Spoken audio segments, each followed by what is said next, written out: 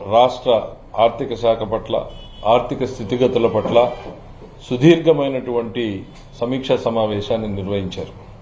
దాదాపు 3 గంటల సేపు సాగినటువంటి సమీక్షా సమావేశంలో అనేక నిర్ణయాలు తీసుకోవడం జరిగింది. ముఖ్యమంత్రి గారు రాష్ట్ర ఆర్థిక ఇబ్బందులను ఎన్నోసార్లు వివరించాం. ఒకవైపు 10 లక్షల కోట్ల రూపాయల బకాయిలు, ప్రతిరోజు కూడా దానికి చెల్లించాల్సినటువంటి వడ్డీలు, దానికి మించి 1,30,000 కోట్ల రూపాయలకు సంబంధించి చెల్లించాల్సినటువంటి బకాయిలు, ప్రతి వర్గం నుంచి కూడా ఒత్తిళ్లు, ఇవన్నింటినీ ఉన్నటువంటి నేపథ్యంలో నిలిచిపోయినటువంటి కేంద్ర ప్రాయోజిత పథకాలు, దాదాపు 94 పథకాలు నిలిచిపోయాయి. ఇన్ని ఆర్థిక ఇబ్బందుల నేపథ్యంలో ముఖ్యమంత్రి గారు ఏ రోజు సమావేశాన్ని నిర్వహించినా కూడా ఏ వర్గాన్ని మనం ఆదుకోగలం, ఏ వర్గానికి మనం బాసటగా నిలవగలం, ఏ రకంగా వాళ్ళకు సాయపడగలం, ఉన్న ఇబ్బందుల్ని అధిగమించి ఎట్లా మనం ముందుకు పోగలం అనేటువంటి దాని మీదనే సాగుతా ఉంది ముఖ్యమంత్రి గారి ఆలోచనలన్నీ కూడా.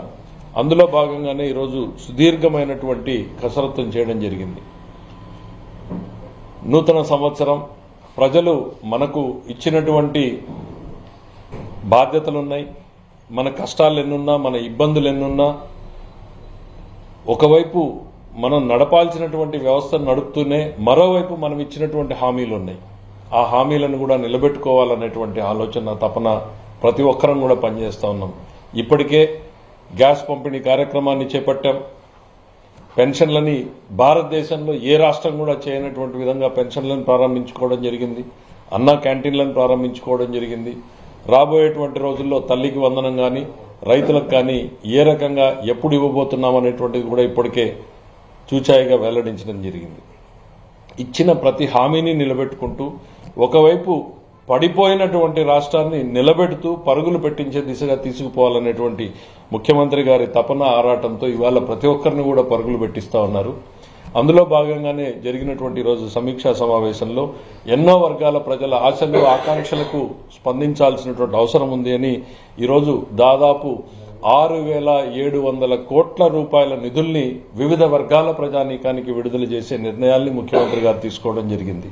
దాంట్లో ఉద్యోగులున్నారు, చిరుద్యోగులున్నారు, రైతులున్నారు, విద్యార్థులున్నారు, మరి చిన్న చిన్న పరిశ్రమలు పెట్టుకున్న వాళ్ళు ఉన్నారు, చిన్న చిన్న కాంట్రాక్టులు చేసినటువంటి వాళ్ళు ఉన్నారు, చివరికి ఎంతో కాలంగా ఎదురు చూస్తున్నటువంటి మా పోలీసు మిత్రులు కూడా అందులో ఉన్నారు.